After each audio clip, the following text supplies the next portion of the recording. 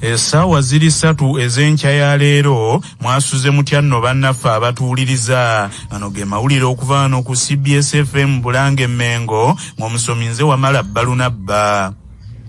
Gavumenti ya kuno Pondoose ku by'endagaano eyakoleddwa wakati wa Ministry ey'ebyensimbi ne kampuni y'omukyalo omuyitale eya Uganda Vince Coffee Company Limited yeyekka okusuubuza emmwanyi za Uganda mu nsi ez'ebweru eyayogeza abaka ba Paalamenti wamu n'ebibiina by'abalimi ebikankana.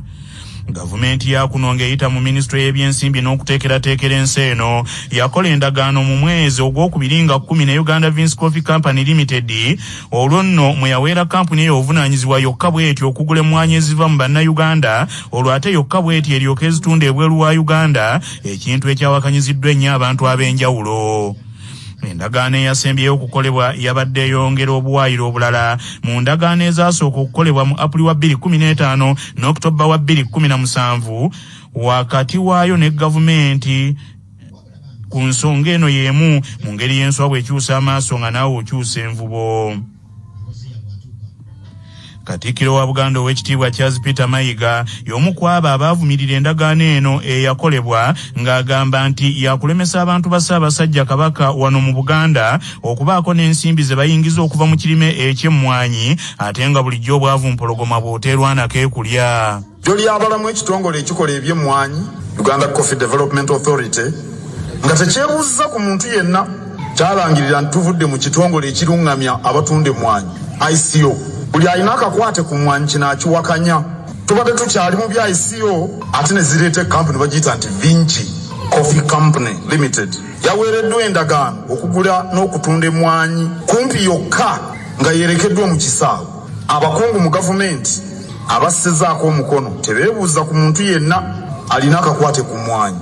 Ate bwe bavaayo okunnyonnyola eby'endagaano ya Vinci ne gavumenti nga bagamba nti teriimu kabi ne bannaye naffe tumanyi Olungereza. Twayiga n'okusoma ennene ne entono. Tumanyi n'okutaputa endagaano. Ne bagaba amateeka nago tugataputa nno. Kirabikanga waliwo abaagala okulemesa bannayuganda okulima, okusuubula n'okutunda emmwanyi ebweru. Awo nno tusaba gavumenti yeebuuze ku bali ku mulimu gw'emmwanyi nga tebannabaako mateeka oba bukwakkulizo oba ndagaano ze bayingiramu. Minisita omubeezi avunaanyizibwa ku nsonga z'abamusiga nsimbi Ly'Emwanyi ategeezezza laadiyo ya Kabaka Kyabasa ensajja nti olukiiko lw'abaminisita kabinenti lwasazeewo endagaano eno eddemu yeetegerezebwa oluvannyuma lw'okukizuula nti erimu ebirumira bingi ebiviiriddeko abantu omuli ne Sipiika Paalamenti Anita Amongo okwogera ebikankana.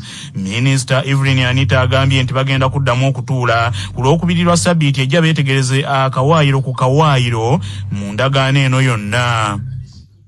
So we have to review this agreement so as to ensure that at least the indirect taxes, which is the direct benefit of the citizens of Uganda. Other than that, the issues like the Screen 18 coffee variety. Now, those are the aspects that we have to discuss with Ministry of Agriculture, with all the other stakeholders, UDC, and Uganda Coffee Development Board Authority. We have to get them on board, and then we get the assurance that we actually have the copy of Screen 18. Now, this is for the benefit of both sides of that. Firstly, for Ugandans, coffee growers, we actually encourage our farmers to grow the variety of Screen 18. Like I said, we will be able to get more money in foreign exchange in exporting the coffee beans. Secondly, then the factory will not be a white elephant if we get the Screen 18 because the constitutionality of the Minisita Ly'Emwanyi agambye nti yadde naye yennyini ye minisita avunaanyizibwa ku basiga nsimbi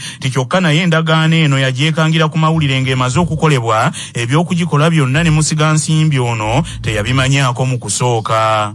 I didn't see it personally as a Minister of Investment. I get to see it when the agreement, the day they were signing the agreement, after they signed the agreement, I get to see it on TV because we're all busy. In the spirit of collectiveness as government, if there are problems or challenges, then what do? You don't go castigating your colleagues. What you do, you sit down and say, okay, fine, you do this work, then let's sit down and work on it, improve. And that is what we have done. Now, those who didn't see, like those who saw, we now all have to sit down. On Tuesday, we will sit and review it and then face the country and give the country the correct and final position. Because they're stakeholders as well. Minisita Ly'Emwanyi era agambye nti obuwaayiro bungi obwateekebwa mu ndagaano eno mu bukyamu okulina akakalaga emirimu eginaaweebwa abantu mu kampuni eno, engeri kampuni gy'eneefunamu amasannyalaze wamu n'engeri gy'eneesonyiibwamu emisolo, nga bino byonna birina okuddamu okwetegerezebwa olw'endagaano ebeere ng'erimu ensa. It's an excellent idea. But what is not excellent, the incentives that are given vis-a-vis the returns. So, for instance, we need to tighten that agreement. If you're talking about creation of jobs, what are the quality of jobs? We have to look at that. What jobs are you talking about? Are you just talking about cleaners to be the employers?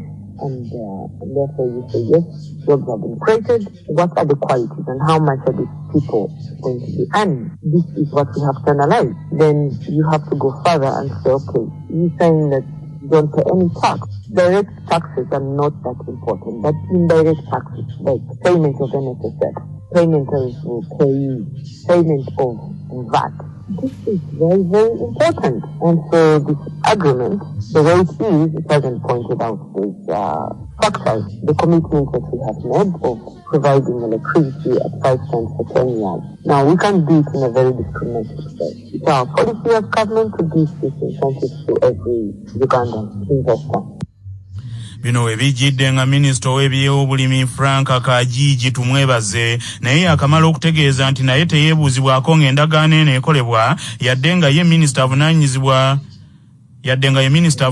ku by'obulimi, naye kino minisita avunaanyizibwa ku by'ensimbi Matiya Kasayija bwe yali ng'ayogerako naffe sabbiiti ewedde yakiwakanya ng'agamba nti ate kyetaagisa kwebuuza ku oyo.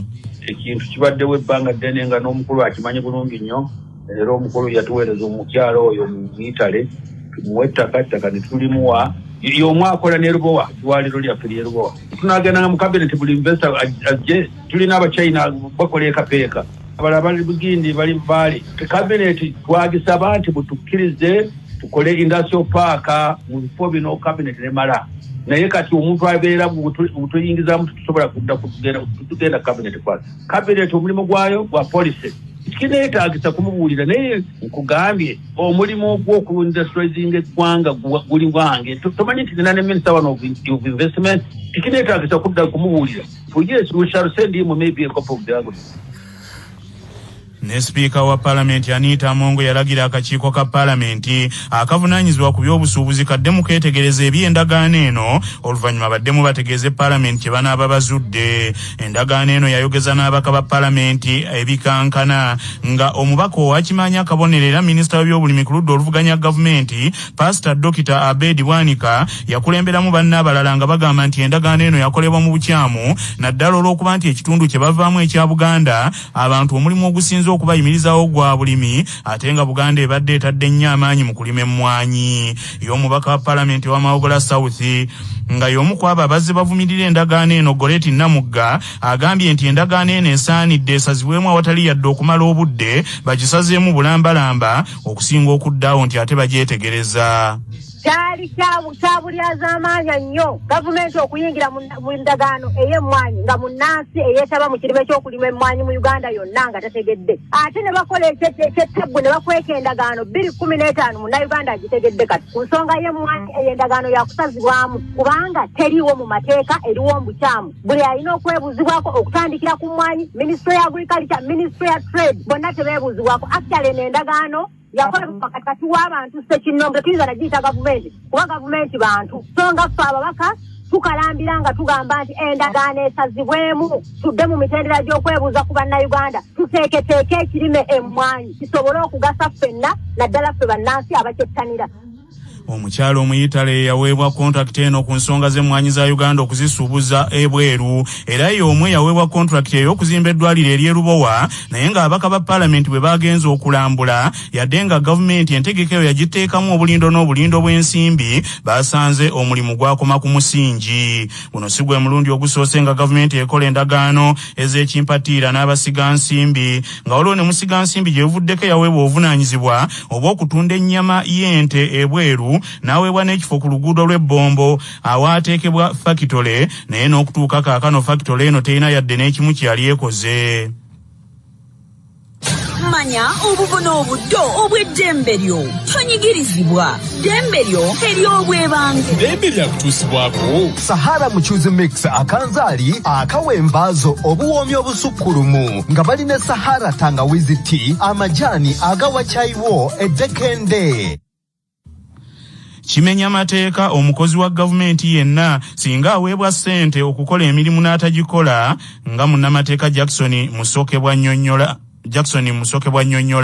Omukozi wa gavumenti yenna singa aweebwa ssente nga ssente ezo zibadde allocated okuva mu gavumenti oba okuva mu kitongole kyonna ekya gavumenti nga zirina okukola ekintu kyonna wabula n'atazikozesa kintu kye zirina kukola agulibwako emisango egiwera oba wansi w'etteeka lye